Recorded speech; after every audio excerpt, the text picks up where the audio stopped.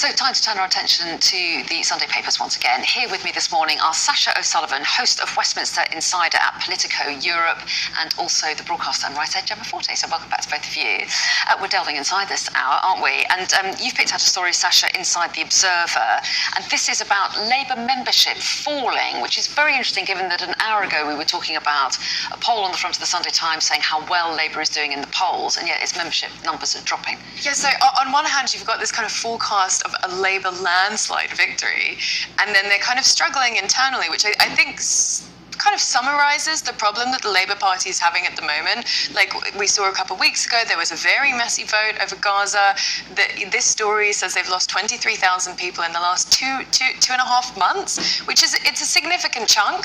I don't think these are the people who are going to be deciding the election. I also, a lot of those members kind of came in during 2019 or just before, during the kind of Jeremy Corbyn era. But what I do think this is telling us is that internally there is still a hell of a lot of jostling over Labour's stance on Gaza and whether or not to call for a ceasefire. Yeah, do you think is your gut instinct telling you that is the reason? Because, I mean, as the paper points out, a number of councillors, of course, resigned over its initial policy of not calling earlier for an immediate ceasefire. Obviously, it's changed its position as time has gone on, but do you think that might be behind this? Yeah, I think there's a huge strength of feeling from people who are watching, feeling really, really horrified by what's happening there and really wishing that Labour had done better, and they haven't covered themselves in glory. And I think with the recent intervention from the UN and indeed the US starting to look like they're turning around on how they feel about it as well, I think historically, you know, it's not going to show Labour or the Tories in the greatest light in terms of how either party have handled it. But yeah, I would imagine that it is directly linked to that. I wonder whether there's a little bit of Owen Jones influence as well. I know, because this is very recent, saying over the last 2 months, it's like 20,000 members, which is quite a lot. Owen Jones is the Guardian writer who came out with quite a big piece saying he was revoking his Labour membership, that for him personally, Gaza was a red line. I think he has a bit of influence. It might have encouraged some people to do the same. Well, that's quite interesting, yeah. Let's move on. Gemma, you picked out a story on the front of the Sunday Telegraph saying that politicians are to be barred from Oxford's top job in a break with tradition. That's right. So this has been a tradition that has lasted 300 years. So some may say it might be time for a change. But essentially, currently the Chancellor is Lord Patten, who you remember, of course, was the Governor of Hong Kong. And people in line who are looking to perhaps take up the position include people like Rory Stewart, Theresa May, Boris Johnson. But what the university seem to be saying are perhaps that it shouldn't be somebody who's an acting politician at all, perhaps wanting to make the role more apolitical. So it's not the hugest story, but it's quite interesting. Yeah, do you think that sends out an important signal for Oxford? Or? I think it does, and I think over the last kind of year, we've seen quite a bit about it. We've seen quite a political argument, actually, about the role of universities, the kind of how we've talked about culture wars and how that comes into universities. So having someone who isn't openly political, who hasn't served in government, I think is probably quite a good thing. Quite helpful to have feeling a bit more independent. Okay, Sunday Times next. We talked about the poll, which is their main story, but another story here, which is quite interesting, about and some people might say worrying, that child antidepressant prescriptions hit 500,000. Well, I say quite worrying. I mean, it is worrying, isn't it? If people feel that their children need that kind of help. I think it's there's a couple elements to this. It's worrying that there's so many kids going to their doctors saying, I'm depressed, I have anxiety, please help.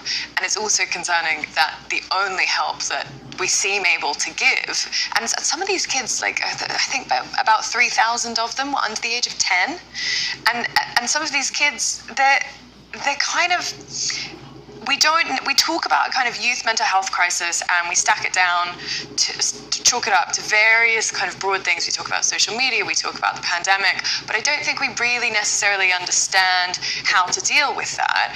And it's easy for GPs, and it's not to talk down on GPs. They're doing the best that they can with the resources that they have. But I don't think the NHS has ever dealt with mental health particularly well. There is an issue over access to therapy as well, isn't there? That's there the are problem. there's long waiting times quite often, or people might struggle in their area to find have appointments. So It's terribly sad. It's terribly sad that if your child is perhaps suffering from an eating disorder or suffering from some kind of anxiety or depression, that you cannot get access quickly to a therapist and some help. And so I can understand GPs sort of feeling like these people are desperate. I've got to do something in the interim. But I would also say I think it's linked to cost of living crisis as well. The Joseph Rowntree Foundation saying 3.5 million people, children specifically, living in poverty. We've heard stories about kids taking empty lunch boxes to school and being embarrassed that they don't have any sandwiches in them. This is very, very sad. And absolutely, I don't know how we change this as a society, but it's not a great indictment of where we're at as a country. yeah, and I'm sure there's lots of research going on into the state of young people's mental health right now. Cheer us up a little bit though, Gemma, because there's a positive story on the front of the Sunday This Press. is a really positive story, as you say. I mean, it's absolutely fantastic. Alzheimer's is such an awful, awful disease, and it looks like there may be a game-changing, revolutionary jab. They're doing clinical trials on human beings as we speak, and apparently it's really quite transformational. So there was a former senior police officer who developed Alzheimer's last year. They've taken part in these trials and says his life has been transformed after 3 jabs. I mean, this is miraculous and wonderful. And of course, if somebody gets Alzheimer's, is suffering from it, they need so much care. It's very debilitating. So this health is wealth. This is great for the economy as well. And it's lovely to have a good news story. I'm always wary, though, of stories, even though they're good, Yeah. when it's not been formally approved and released. That might because be too optimistic. No. I think it's Yes, lovely to have some optimism, It's and not there out are there plenty yet. of optimistic quotes in there. Scientists hailed the find as a massive breakthrough, for example. So it sounds really positive, but until it's actually kind of True, being on given the to market people, and available to people. Yeah. absolutely. But it Yeah. but it would make a huge difference to have a breakthrough in the treatment of dementia and Alzheimer's, wouldn't it? Because it was going to affect so many of us. I mean, it would make an enormous difference, and I think most of us probably know someone who's kind of granny or either their own or someone else's has had dementia or had Alzheimer's, and the repercussions are massive. Absolutely. Yeah. Well, Sasha and Gemma, on that more positive note, we will leave it, but I'll see you again in the next hour, and we'll bring you the top stories next.